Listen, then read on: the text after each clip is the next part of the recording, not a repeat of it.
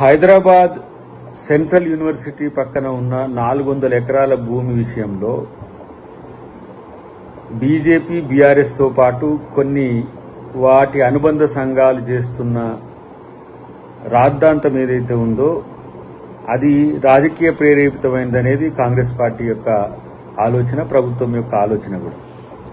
ప్రధానంగా విద్యార్థులకు, విద్యా వ్యవస్థకు నష్టం జరిగే కార్యాచరణ ముఖ్యమంత్రి గారు ఎప్పుడు కూడా చేయలేదు, చేయడు కూడా. అయితే ఇక్కడ సమస్య ఏంటంటే, ఒక ప్రైవేటు భూమికి సంబంధించి ప్రభుత్వం రోషయ్య గారి నుంచి మొదలు పెడితే కిరణ్ కుమార్ రెడ్డి గారు కానీ, అంతకుముందున్న రాజశేఖర రెడ్డి గారు కానీ ఆ విషయాల్లో ప్రభుత్వ భూమి ఏ విధంగా కాపాడాలనే ఉద్దేశంతో హైకోర్టులో, సుప్రీంకోర్టులో కూడా పోరాడి ఇప్పుడు ఆ భూమిని సాధించిన తర్వాత యూనివర్సిటీకి అది ఆనుకొని ఉండడం వల్ల అది యూనివర్సిటీ భూమిగా, యూనివర్సిటీ అధికారులను కూడా ఎందుకు ఇన్వాల్వ్ చేసింది ఆ రోజు అంటే, యూనివర్సిటీ విద్యార్థులకు, యాజమాన్యానికి తెలవాల్సిన ఉద్దేశంతో ఆ రోజు అగ్రిమెంట్ టైంలో వాళ్ళని పెట్టడం కూడా జరిగింది.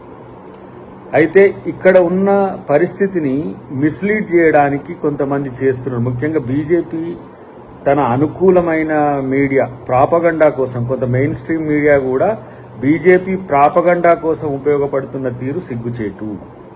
సర్వే నెంబర్ 25కి సంబంధించిన అంశంలో ఈరోజు ఎస్ఎల్పి 9245కి సంబంధించిన అంశాన్ని క్లియర్గా మీరు కనుక స్టడీ చేస్తే దాని కొరకు రేవంత్ రెడ్డి గారు పోరాడిన తీరు కానీ, ఒక స్పెషల్ టీంను పెట్టి సుప్రీంకోర్టులో ఆ ఐఎంజీ సంస్థకు కాకుండా ప్రభుత్వానికి అది ఏ విధంగా హక్కు ఉందో చెప్పే ప్రయత్నం చేసిన తర్వాత ప్రభుత్వానికి బదలాయించడం జరిగింది. దాన్ని ఈరోజు డెవలప్మెంట్ మోడల్లో ఏ విధంగా రాష్ట్రానికి ఆదాయం వచ్చే విధంగా చేసే ప్రయత్నం కాంగ్రెస్ ప్రభుత్వం చేస్తున్నది. గతంలో కేసీఆర్, కేటీఆర్ ఆ భూములకు సంబంధించిన స్టేట్మెంట్స్ కూడా మీరు చూడవచ్చు. అది ఆ భూములు తెలంగాణ పరపతికి నిదర్శనం అని చెప్పి ఆ రోజు వాటిని కూడా ఏ విధంగా వేలం వేయాలని చూస్తే కూడా ప్రైవేటు వ్యక్తులకు బదలాయించాలని చూసినా ఆ రోజు మేమే దానికి వ్యతిరేకంగా పోరాడినాం. అలాంటిది ఇప్పుడు విద్యార్థులను సెంటిమెంట్తో రెచ్చగొట్టి చేసే ప్రయత్నం ఏదైతే ఉందో ఇది ఒక రకంగా బీజేపీ రాజకీయాలకు ఉపయోగపడే విధంగా చేసే ప్రయత్నం చేస్తున్నది. ఇలాంటి వాటి విషయంలో ప్రభుత్వం కానీ, పార్టీ కానీ ఒక స్పష్టమైన వైఖరితో ఉన్నది. నేను ఈరోజు విద్యార్థులకు కానీ, లేదంటే విద్యార్థి సంఘాలకు కానీ అప్పీల్ చేసేది ఒకటే, ముఖ్యమంత్రి గారి టార్గెట్గా జరుగుతున్న దీన్ని మీరు నమ్మకండి. నష్టం ఎట్టి పరిస్థితిలో జరగకుంటే చేసే బాధ్యత ముఖ్యమంత్రి గారు తీసుకుంటారు.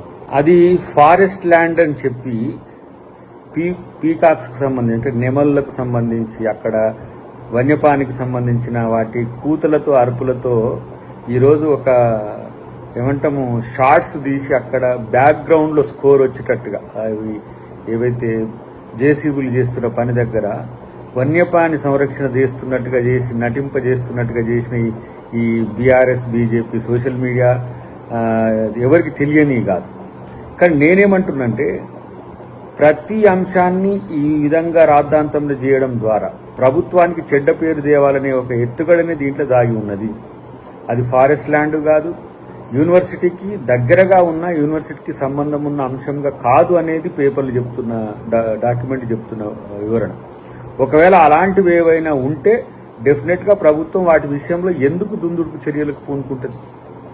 అదే గనక జరిగితే ప్రభుత్వం విద్యా వ్యవస్థ పట్ల నమ్మకం ఉంది. అది ఇందిరాగాంధీ గారు ఇచ్చిన భూమి.